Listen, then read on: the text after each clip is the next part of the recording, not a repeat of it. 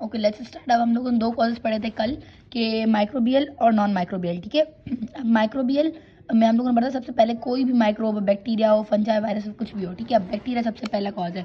अब बैक्टीरिया में हमारे पास मोस्ट कॉमनली कौन सा होता है, हमारे पास स्टेफ ऑरियस, स्ट्रेप न्यूमो और गोनोकॉकस, मोरेक्सेला, सीडोमोनास, क्लेप्सिला, प्रोटिस। सबसे कॉमन कौन सा है, स्टेफ ऑरियस है या स्ट्रेप न्यूमो सेकंड नंबर पे, ठीक है। उसके बाद है कि हमारे पास ये इसके अब पैथोजेनेसिस के स्टेप्स होते हैं कुछ। सबसे पहला जो हमारे पास होता है ना, इसमें टोटल 4 स्टेप्स होते हैं। सबसे पहला होता है इन्फिल्ट्रेटिव स्टेज, ठीक है।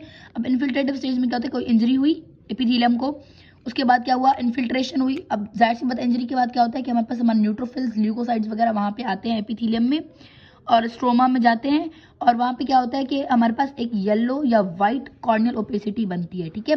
और एडिमा भी होती है। इसमें 3 चीज़ें याद करनी है हमें, एक ल्यूकोसाइड्स, फिर येलो या वाइट कॉर्नियल ओपेसिटी और तीसरा एडिमा। उसके बाद आते हैं एक्टिव स्टेज में।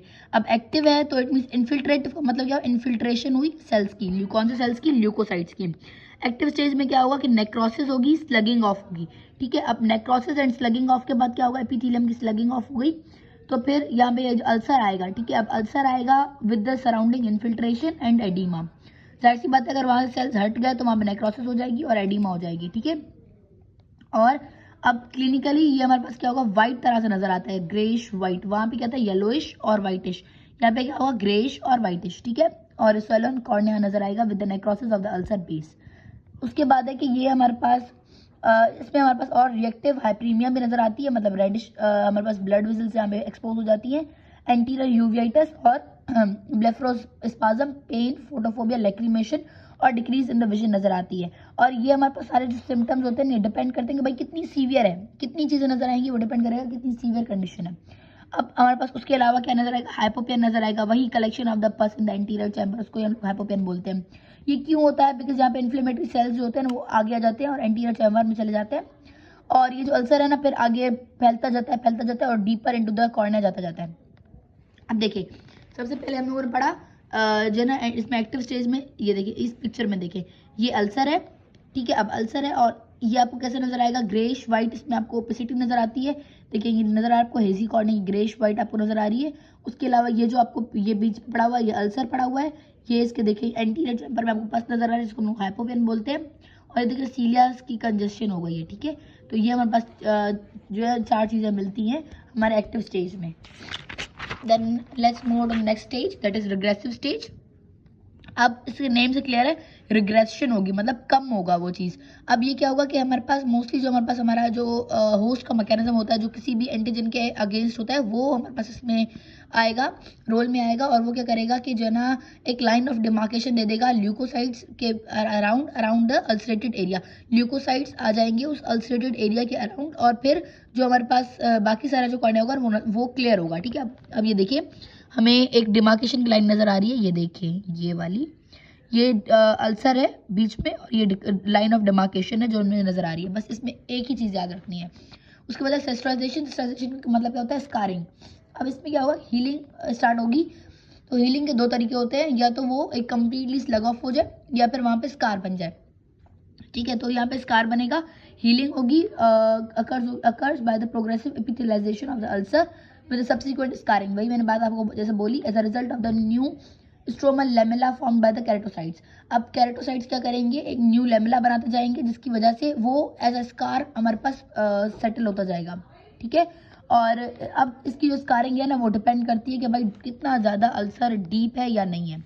अब वही सिम्टम्स में मैंने जैसा बताया था, PPBLR, pain, photophobia, lacrimation, blurred vision, redness, यही सब होगा सबसे। अब इसमें एक जो चीज़ है दैट इज हेलोज। हेलोज क्या होता है, अब कॉर्निया की एडिमा हो गई तो हमारे पास उसकी वजह से क्या होता है, हमें एक ब्राइट लाइट नजर आती है, जिसको लोग बोलते हैं हेलोज, ठीक है। साइंस में विजन रिड्यूस हो जाएगी, लिड की एडिमा हो जाएगी, कंजक्टाइवा रेड नजर आने लगेगा। और उसके अलावा जो है ना हमारे पास जो हमारा लिम्बस है ना, उसमें लिम्बस हमारे पास मार्क्ड सिलियरी कंजेशन नजर आएगी। डिस्चार्ज वही प्यूरिलेंट डिस्चार्ज होगा। कॉर्निया में क्या नजर आएगा, एक अल्सरेटेड एरिया होगा जो हमारे पास ग्रेश वाइट या फिर येलोइश वाइट होगा in the colour with the oval और irregular margin. Cornea surrounding the ulcer is hazy because of the oedema and infiltration.